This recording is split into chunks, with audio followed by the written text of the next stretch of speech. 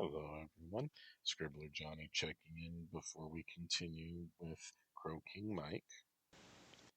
This chapter is chapter 4, and where we left off, Mike was in the tub with two Rusalki, Dina and Lilia, and we will rejoin them there. What? Mike asked, pulling back. Shut up and suck on my titties. We'll talk later, Dina insisted, lifting her shoulders to move her very buoyant bosom up a little. It's okay, Mike. Some are born Rusalki, some become Rusalki. Go to her. Have a good time, Lilia urged. Mike moved to turn and step back to Dina. That's it, Mike. Let's have a good time, Dina said. Her milk was cold and nearly flavorless, like 2% from a big dairy bought at the market. But Dina sighed in pleasure, and she held his head against her chest, occasionally letting out small sighs and breathing heavily. Clearly for her, this was a very relaxing, yet also intensely pleasurable experience. She squeezed his arm with her free hand. The other one was in his hair and refusing to release him. Dina threw her head back and called out something in Slavic. And why is it that his language charm didn't tell him what Slavic words meant?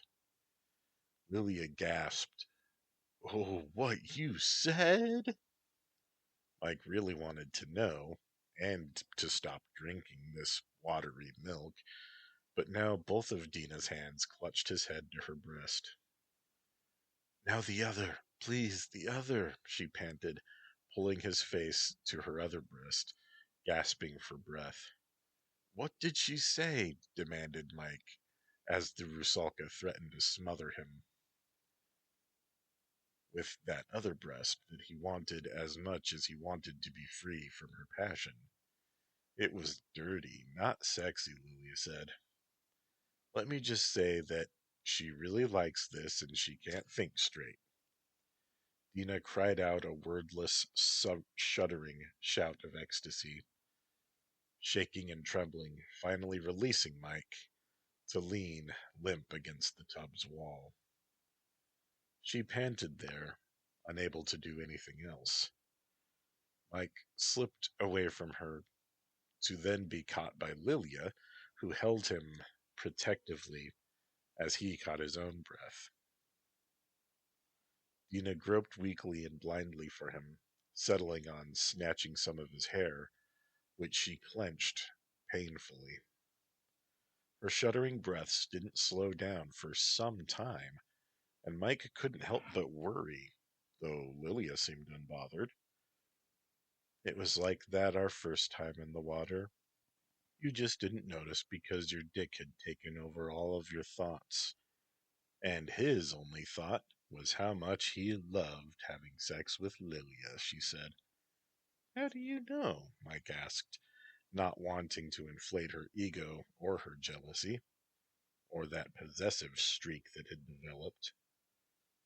He said so again and again, and a small hot river proved it beyond any doubt, she replied with a smirk. That cold water meant nothing, because he was hot enough for both of us, so deep inside me. Dina finally breathed normally and released Mike's hair. I've never. That, please, lots of that. Favorite king, so good. Mike, yours, all yours, mine. Please, please, mine. Yours, King, Dina Dinochka. Mike, my Mike, she whispered unintelligible streams of words. Her hand groped again, trying to pull him back to her. Kiss me, Mike, she pleaded. Her hand was warm on his skin. Don't, Lilia warned. No, it's safe, Dina insisted. No, You aren't in control. You'll kill him without meaning to. Pull yourself together and concentrate, Lilia ordered, pulling Mike away from her.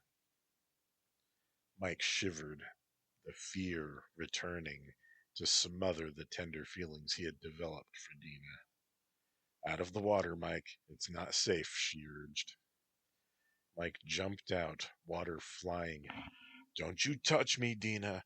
Not until you're safe, he shouted, toweling himself off quickly and never turning his back to the Rusalka. Mike, come back. Join me in the water and kiss me, she said, her voice a hissing whisper that scraped his nerves like a whetstone. Mike was cowering, naked beneath Lilia's quilts. Chapter 5. Mike has a right to live, and what this means for you.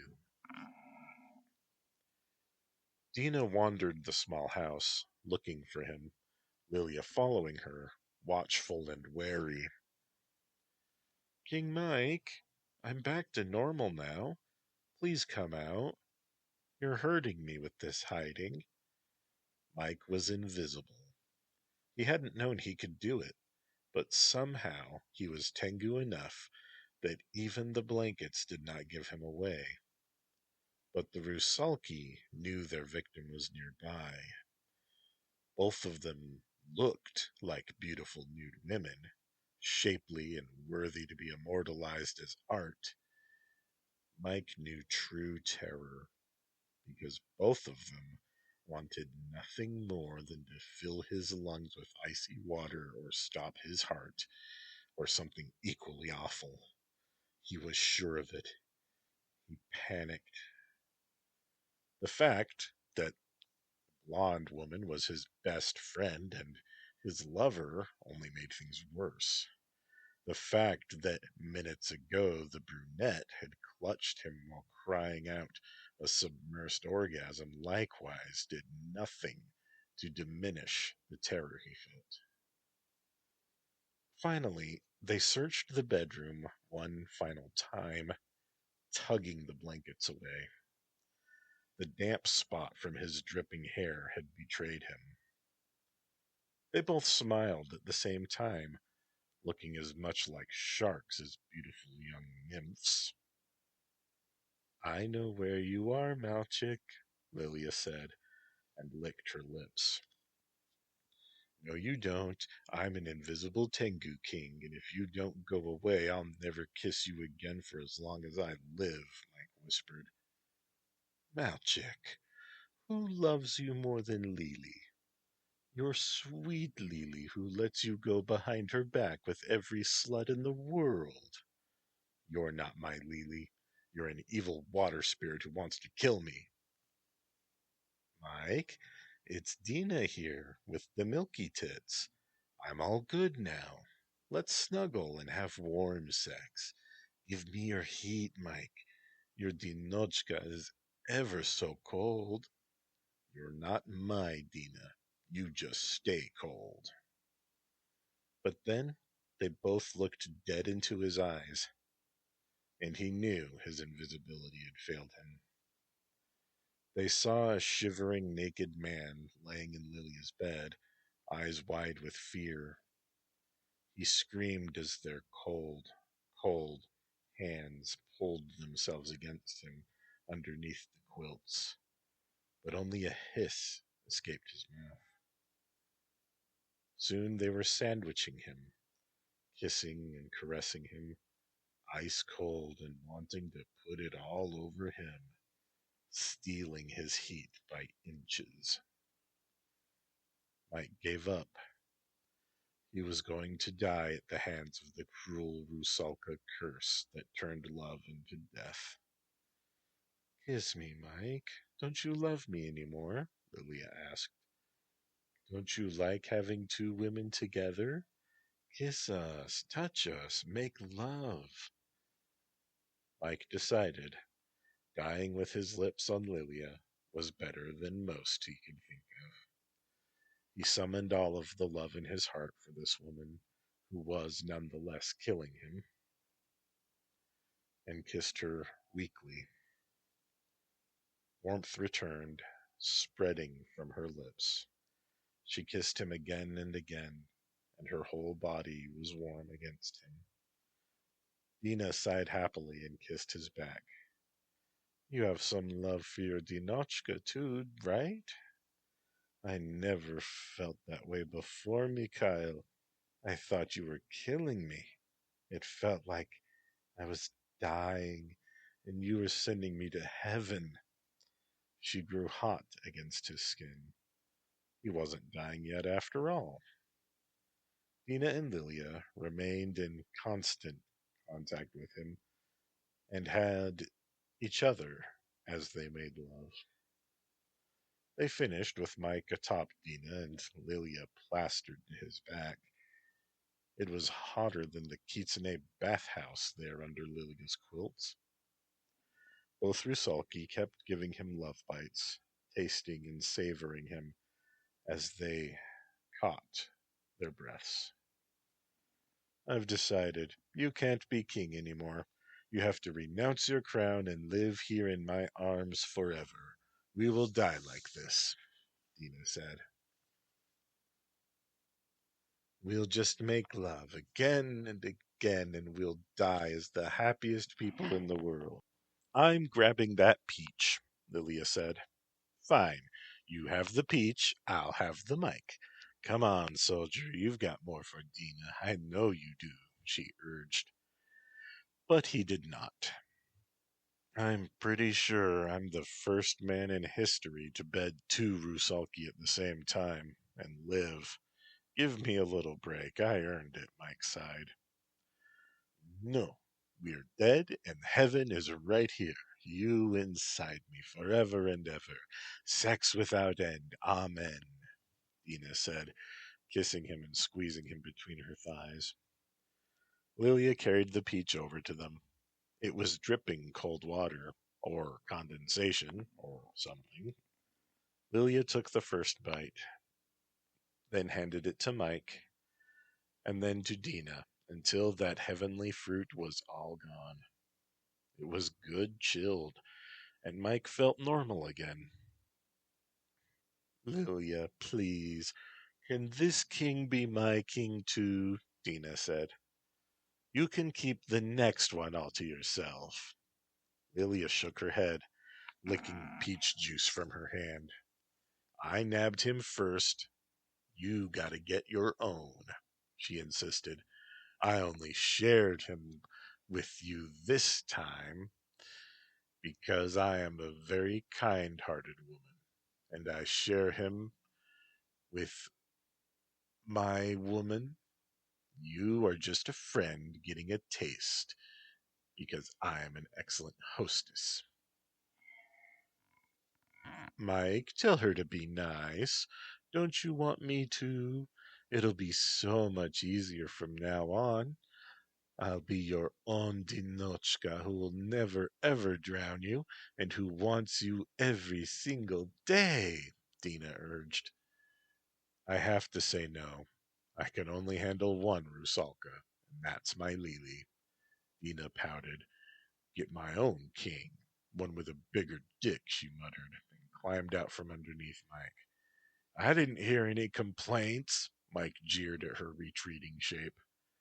Damn right, get your own king. I already said it, Lilia shouted, and then snuggled close to him. That's right, my king, she added. And then Shizu called out, Miss Lilia, is Mike with you? The Kitsune liaison has business to take care of. Lilia sighed in disappointment. Yes, he's in bed with me. Do I have to let him go? She shouted. Sorry, I'll help him clean up, Shizu replied cheerfully, and then she poofed onto Lilia's bed in her human form. She climbed underneath the quilt to clean Mike with her mouth. The sound of it, enjoying herself immensely. I didn't ever ask her to do this. It's just a thing she does, Mike gasped as Lilia frowned. I'm not happy that she now knows what I taste like, Lilia said. You and Dina, Mike corrected. That's surprisingly better. She won't know which is my flavor. I'm right here, Shizu said, slurping. I take my job very seriously. Lilia shoved the concubine out of her bed. That's enough, damn it, she shouted. Shizu bowed and then poofed Mike's clothes as well as a towel to the bed. Mike positioned himself at the foot of the bed so Shizu could dry and brush his hair and dress him. She pulled his hair back and tied it, and then bowed. Can I have a kiss before you get back to work? She asked. Mike did kiss her, and then Lilia. And when he found Dina, who was now wearing a jogging suit in the living room, he asked her for a goodbye kiss. Oh, I'm not leaving. I'm not even mad anymore, she replied, and she happily kissed him. I am going to find my own king, though, someday. For now, I'll just get whatever pieces of you I can, especially in the water. Oh, when I imagine making love in the water, she let out a squeal. Did you notice my horns? They were so cute. He hadn't, honestly. Oh, I hope I lactate for you every time, and then we can do both. And then Dina was off, jogging into the town roads. Mike paused to look at Shizu. Not a word, Shizu. Nobody hears about that, he said. I won't tell, but I will have a new fantasy. None of my business, Mike replied, walking towards the manor house. It's you suckling from me while we do it, Shizu said. But I will only ever lactate in fantasies, since I'm not a mammal, and I'm too short for us to do both, unless I make my boobs much bigger. Drop the subject, Shizu, Mike pleaded. Who cares how you have sex with your concubine? It's nobody's business, she insisted. Everyone! King Mike likes me to be on top. She looked around. See, nobody cares. Keep it up and I'll spank you, Mike growled. Will you spank me if I obey, too? Yes, Mike sighed. Shizu cheered. Sancho, the representative, is waiting in your office. I have an office? Right here, my king, Shizu said, and slid open the door for him. Sancho was studying a poster-sized photograph of Mei and Shizu wearing bikinis and holding beach towels around their necks, smiling happily. When had that photo been taken? I'm guessing the big one is the panda, Sancho said. Yes, her name is Smiling Mountain, Mike replied.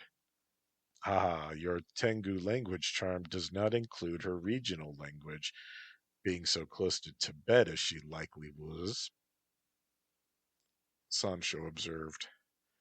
He roamed the office, which had similar photos of all the women in his household. Even Hildy had a photo in a bikini, and she had chosen to display her skeletal wings as well. Fascinating. Do you find this photo erotic? Sancho asked. It's the first time I've ever seen any of these, Sancho. I didn't know I had an office, Mike replied, uncomfortable to have the fox ogling his lovers and his wife.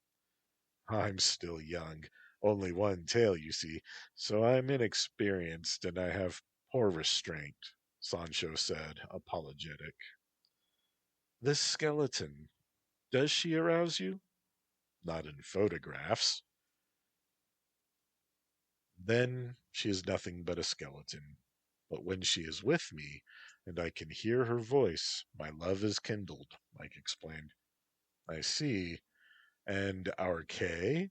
What do you think of Zur? I find Zur attractive enough, but I will not push anything more than a professional or comradely friendship with Zur, unless Z initiates something.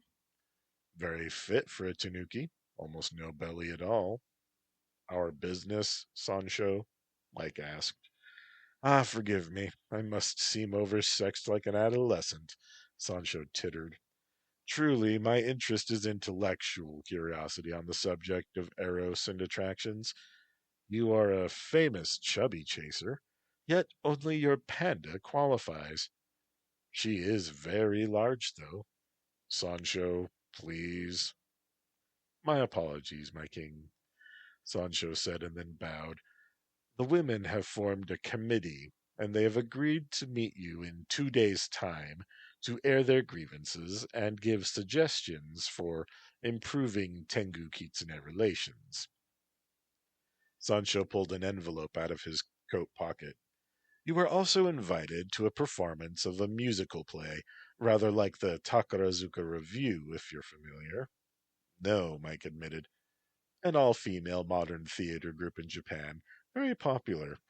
I can't speak for our troupe, I'm no theater goer, but they are very eager to have you attend. I will, Mike agreed. Splendid. They have reserved your seat. Third and center. The very best seats, I'm told. How many tails does your wife have? Mike asked. 4.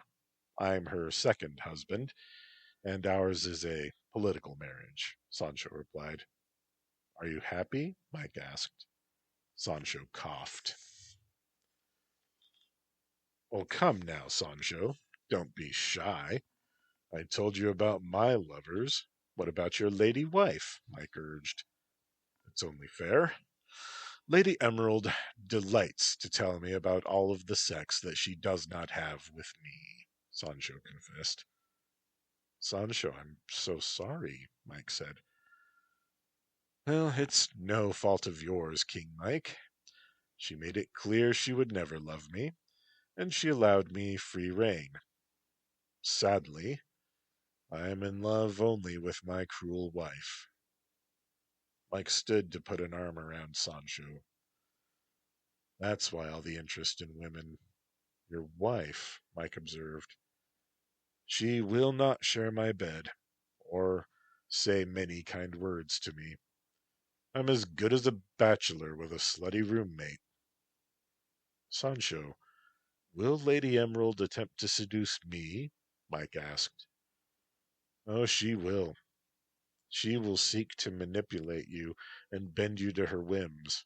All 3 members of their committee have announced their intentions in the same goal. Due to your reputation, as Sancho replied and trailed off. My reputation? You are rumored to be very loose. They say you would even bet a coppa, Sancho admitted, and then he mimed wiping his mouth to clear away the filthy words. Well, she would have to be a remarkably attractive and kind-hearted coppa, Mike joked. I think the parts don't even match. I wouldn't know, Sancho replied and laughed. When is the play? Mike asked. Tonight. Very well. Later, Mike met with Sumire and Kenji in his office. I'm always ready to serve my king, in any capacity, Sumire swore, glancing at the bikini photo of Kurama, which depicted her holding a strawberry to her lips. At the time the photo had been taken, her bosom had begun to fill out again. She was wearing a sun hat and sunglasses that looked like they costed more than some people earned in a month. Thank you, Sumire. Report, Mike replied. Sumire changed to human shape, clothed in a shiny blue bikini. The Tanuki love you, my king. You are friendly, warm, optimistic, and brave. Also, several expect to soon be related to you. She winked and licked her lips. Mike rolled his eyes. Genji, report. Most of the Kitsune grudgingly admire you. Your skill and intelligence may not be demeaned, but they resent your purported snubbing of them. Many women would be much happier if there was a foxwoman in the household to guide you, in their words. Your efforts to improve relations will certainly bear good fruit. Mike thanked both of the spies and dismissed them. And then he whispered, Mamoru. I hear and obey, my king, the butterfly spy replied. Find out which kitsune is the favorite to guide me the most effectively. I think I may have to resort to my dick diplomacy again. Mamoru chuckled. Consider it done, and poofed away. Mike then magically contacted Kurama. Are Lady Yamada or Lady Eboshi married? He asked magically. Last I heard, both were widows, my love. A very Tengu plan is forming, Mike replied, and then he told her about Lady Emerald's philandering ways and his deep sympathy for Sancho, and now the liaison had told him about the plot to seduce him. If your plan is what I suspect, I'm very proud, Kurama spoke in his mind. I live to please my queen. Tonight we are going to the theater.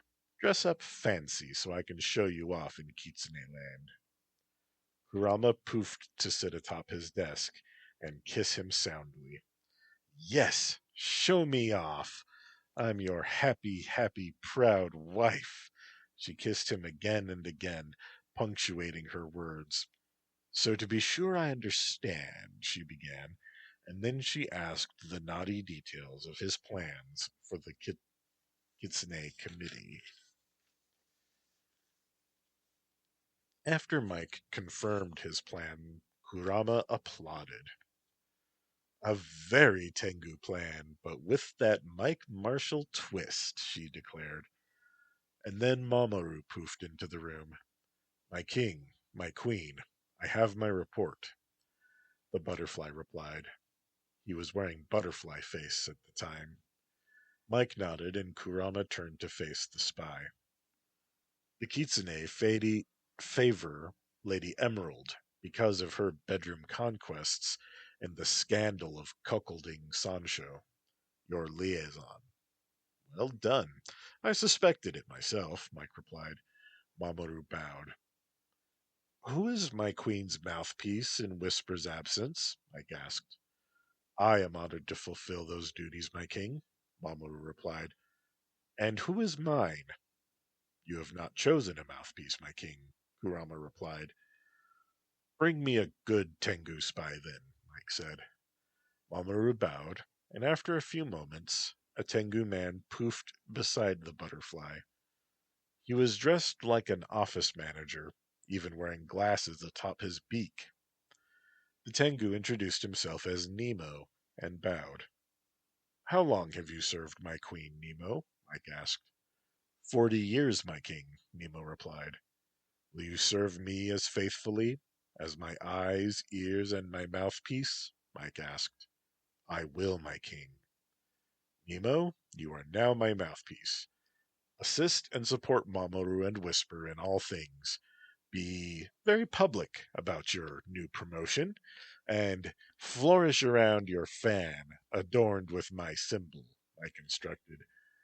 Get drunk tonight, Nemo. Yes, my king. Nemo approached Mike's desk to receive his fan. Mike thought Mamoru had it. Then he checked his drawers and found a black silk fan embroidered with the gold seal of Crow King Mike. A sunburst and a crow in flight moving toward that sun. He'd never chosen it, but it was his symbol. Perfectly. Mike handed the opened fan to Nemo after examining it. Whomever designed my seal is to be rewarded, Mike told Kurama. This humble queen is grateful for her king's praise, Kurama replied. Nemo folded the fan, bowed, and poofed away. Has Nemo ever served as an uncle? Mike asked. No, he's been dedicated to his work, Mamoru replied. See if we can get him married off, Mike said. Yes, my king, Kurama replied. I have a granddaughter who would be just right. She's very bookish and shy, and even sweeter than me. Her name is Tomoko.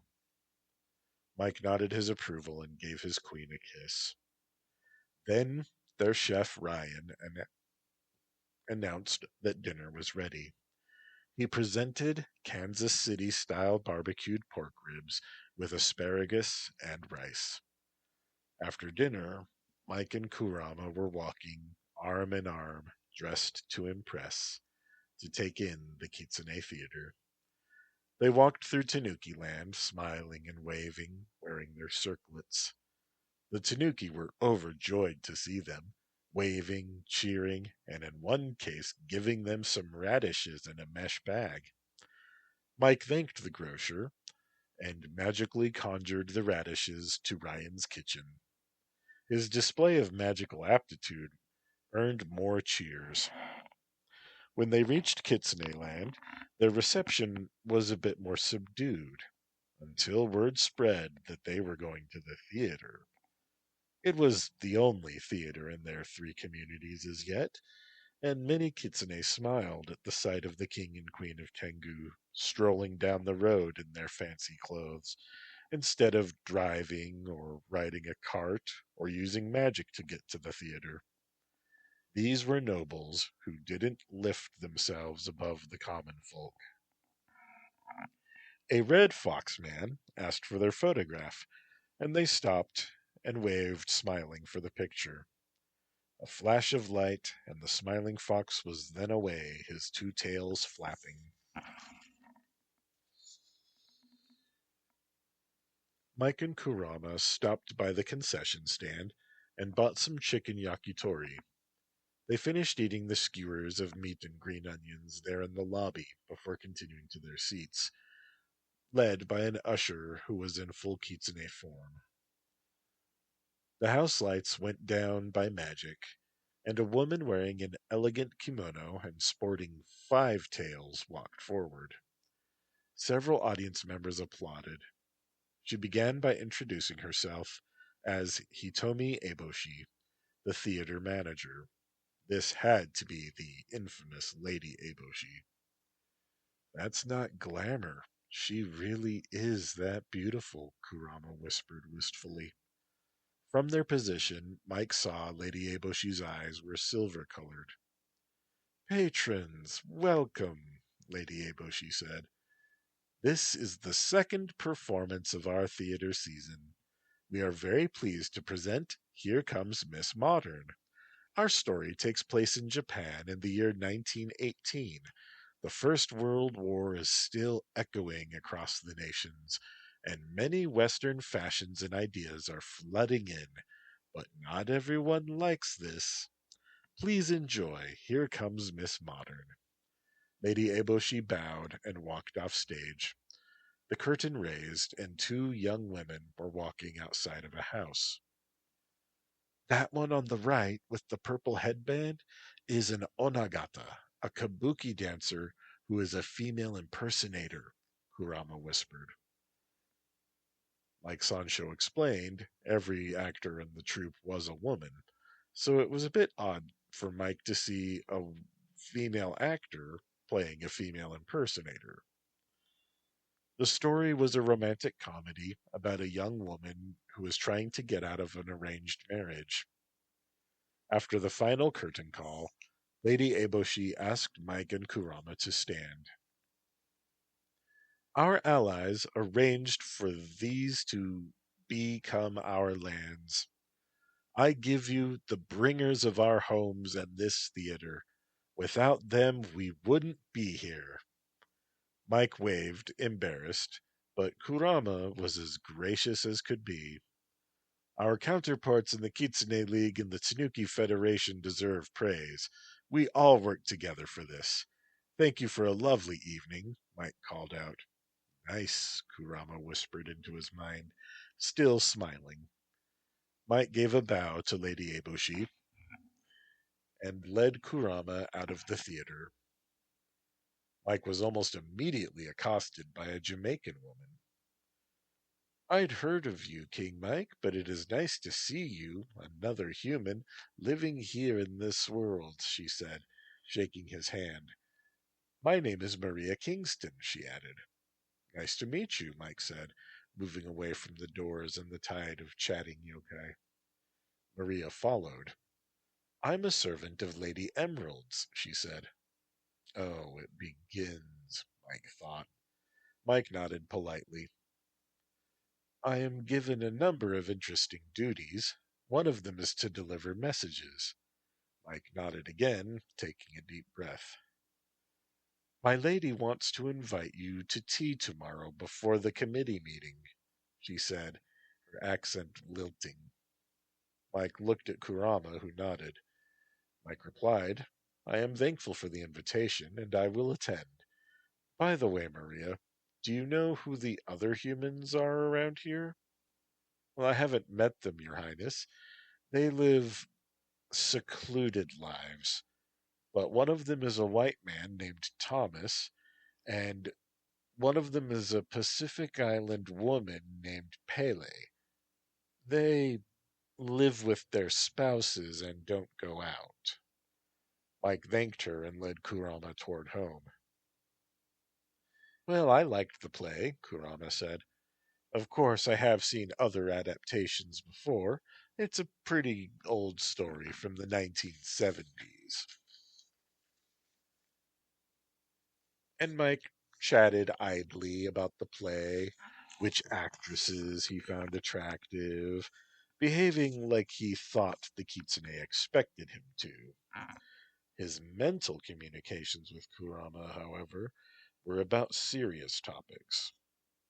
I believe the Kitsune are not fully on board with our be nice to humans policies.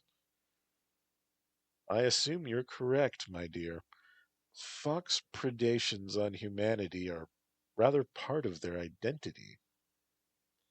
I want you to find out who married those humans and meet with them. Check on their welfare. My king, we cannot interfere with people's marriages. I realize that, my wise and wonderful honey crow. Still, I must know how my fellow humans are. As you wish. They felt it when they passed the border boulder, now in Tanuki land. There was a sort of festival atmosphere, with colorful paper lanterns, electric lights on strings, and music from speakers resting on porches. Young people's rucksacks, even a robot vacuum. Tanuki everywhere danced in a variety of forms. Mike smiled and pulled Kurama into a spontaneous box step. She laughed her surprise, and they danced among the tanuki. Dancing with his wife was a natural joy, a necessary thing, like water. The raccoons loved it, and the two monarchs were passed around and partner after partner, learning the heavy-footed two-step dances favored by the tanuki. Mike danced with an elderly woman who had more energy than he felt he had, and a small girl cheerfully stood on top of his feet to dance with the real king, and, as if by fate, a noticeably pregnant Tanuki woman in human shape who kissed him like she knew him. She probably did. She held his hand to her belly proudly. This is yours, darling, she said. I will name them Michael, or Michelle. Do you like that? Mike nodded.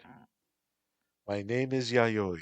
I was in Tanuki form one of the 3 times I had you. Do you remember? I do. I did it on purpose, to stand out in your memory so you would know that this baby is truly yours.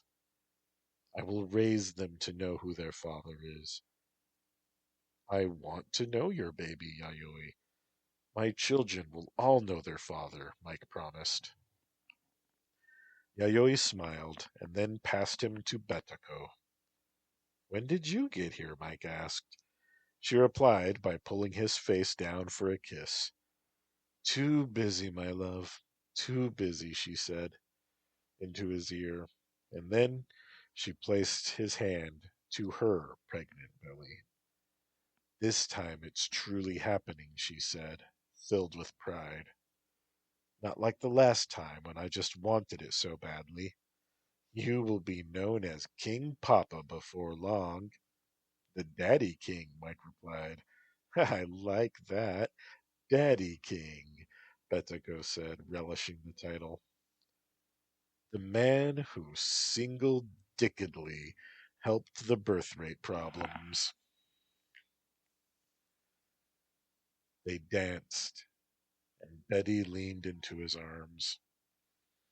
I wish you would come live with me for a month. Mike, I really, truly love you, she said. I know, darling. It was always more than the alliance, more than the conflict. You wanted me to be yours. You wanted me to come to you for the antidote, Mike said. Yes, I wanted to give you the antidote. I wanted to save you and make you love me. I never wanted you to die. You were always so different from any humans I'd known. A gentleman warrior artist. Yeah, I guess I'm special, Mike replied. He heard Karen's voice saying, We can't be in love. And he felt like he was a fraud, talking to this Tanuki noblewoman about love. Yes, he cared for her, but she needed him, and he did not love her in that way. I know that you don't have love for me like I do for you, Betiko said, as if reading his mind. It's true, but I do care for you in my way, Mike insisted. I know. You can't have a man all the ways that I've had you without knowing how he really feels about you. You have so many loves. I can't be mad at you for not needing me. Your Betty just makes do and is happy. Why do so many women keep saying they're mine? Mike asked. Because we belong with you. You tell us all this. We belong in your arms, warm and beloved and wanted. Betty nuzzled his chest. You are always wanted in my arms, Mike. Daddy King, she said, and then separated to return him to his queen, with a kiss on Kurama's lips for farewell. Mike and Kurama felt tireless. The music could never end, and they'd be happy dancing underneath the stars. I love you. For 100 years, Mike and Kurama, she whispered in her hoarse voice. Our eggs will hatch in the summer. We'll of course spend a few days before and after there on Tengu Mountain and in Kobe. I'll teach you how to fly, and you'll meet your children, and we'll have time all alone, too. I want to read the tale of Maikeru to you. I want to fly with you above our mountain and hold our crow children. And I admit I'm very interested in your gift to the world that didn't love me, Lady Murasaki. The music did end, though, and people went home. But Mike still wanted to dance with his wife. So they danced some more. She fell asleep in his arms, and he carried her home. She weighed almost nothing, it seemed. This tiny woman, who had killed samurai in open combat and eaten his uncle's eyes to claim all of his secrets, this woman who had pruned his family tree, anticipating his coming, as she ran out of time on this world. In human terms, his branch of the family tree had ended. Mike Jackson was dead. Mike Marshall, king of the Tengu and all crow kind, would have many descendants, including three royal heirs. How could it be that Kurama, Whisper, and Hildy had loved him even as a baby? Love in this world of yokai and monsters was even less logical than the human world. Somehow it was true. His wife had loved him from the beginning and had composed events of his life, right to the day she allowed him to see her as she was, rather than a beautiful petite human woman who'd crossed his path so often. His queen was no longer a mask of sharp angles, but no Tengu was a renowned beauty. Still, to him she was lovely, and to him she was love herself. She'd bitten him, screamed at him, ordered and driven him like an ox, and she had adored him too. She had seen what was wrong in their relationship with his help, and now they were very happily married. She knew his happiness was worth more than her ego and its desire to rule over strong men. And she was happy when he was happy. Mike lay her down in their marital bed and gently undressed her. He pulled the covers over her naked body and undressed himself before joining her. Then he heard Joseph cry and slipped out of bed to see to his son's needs. Shizu was already tossing his dirty diaper in the lidded container when Mike reached the concubine's room. Joe was now gurgling happily. Shizu smiled at his nakedness and licked her lips. Mike took the baby in his arms, and he swayed, holding his son. Shizu took position behind him, swaying with him. Shizu loves her king and his cute baby, loves them forever, she sang softly.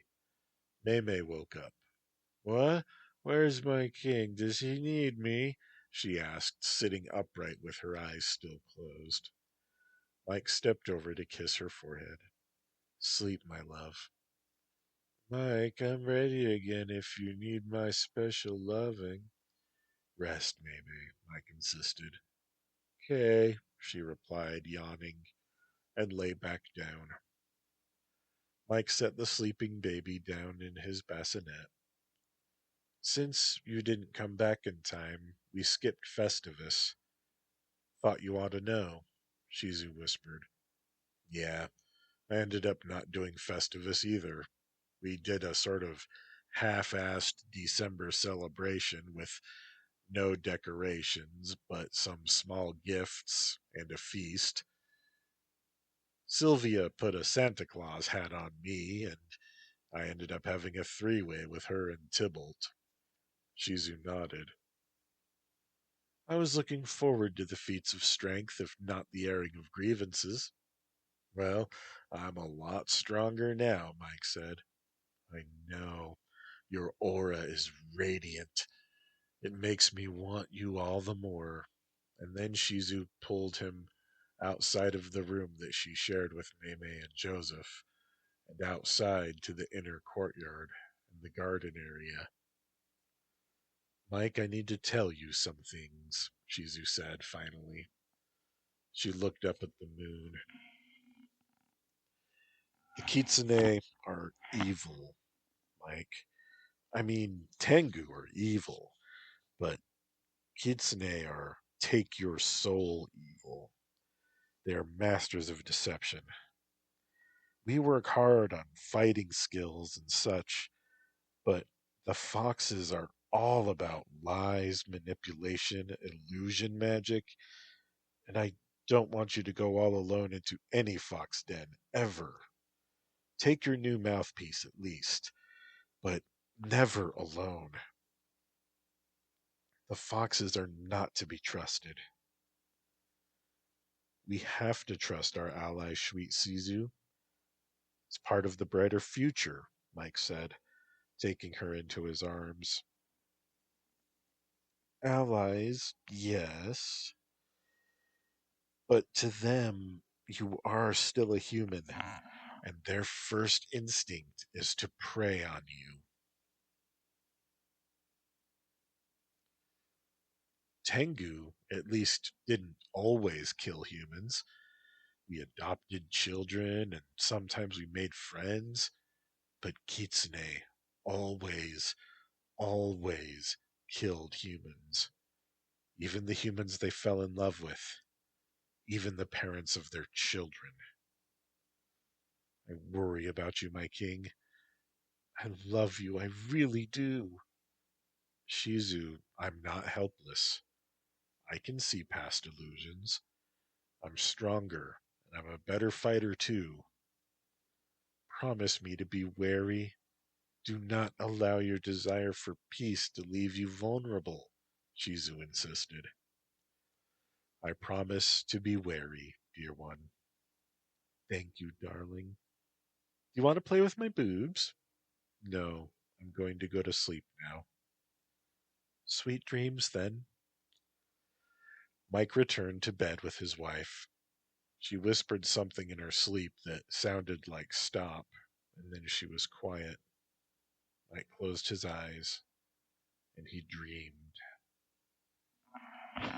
He dreamed about Hildy as a character, a Japanese geisha whose name was Canary.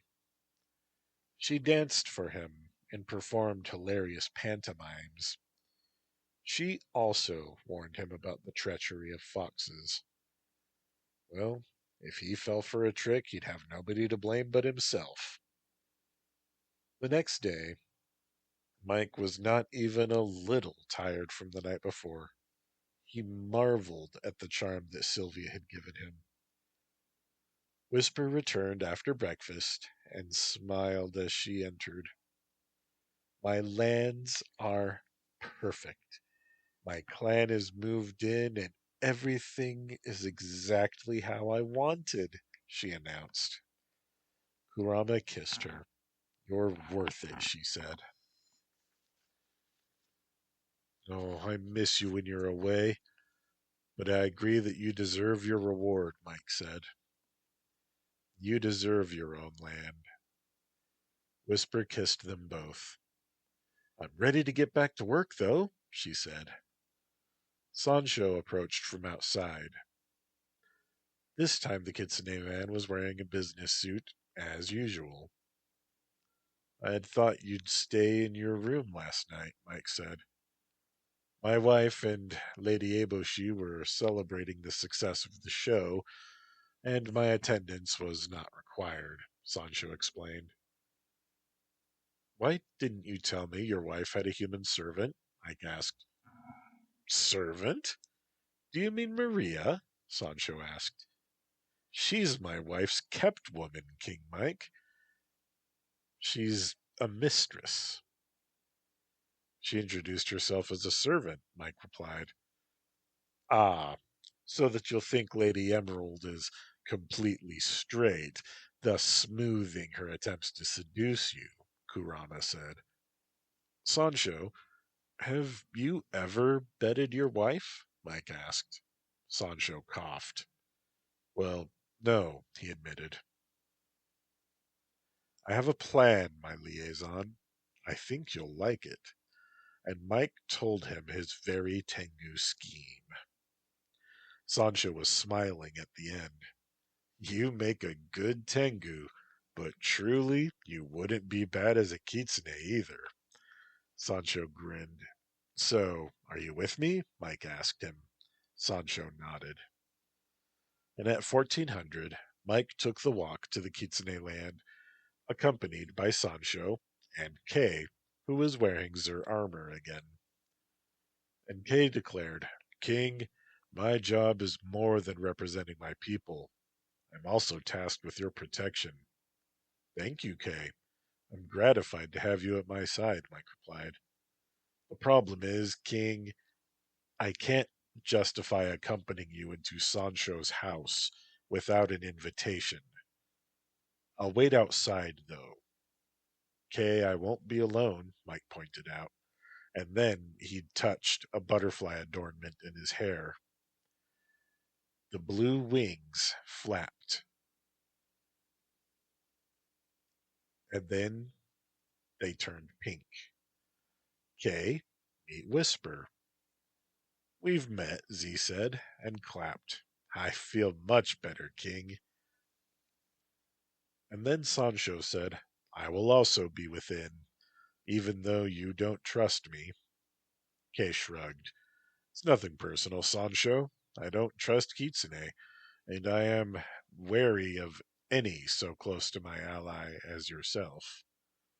"My ally too, Kay. It's not us and them. It's just us," Sancho insisted.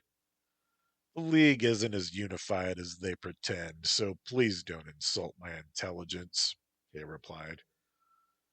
"Sure, you might be with us, but any number of conspirators may be plotting to do harm to King Mike or the Alliance itself, especially now that the settling is underway. Perhaps they plan conquest or some assassination." Sancho sighed at that. "It's possible, but most of my people like Mike and Kurama. They see them as down to earth and gracious." They reached Sancho's house. It had been glamored to look like a large compound, but Mike saw through the illusion of magic, and he observed just a large single floor dwelling.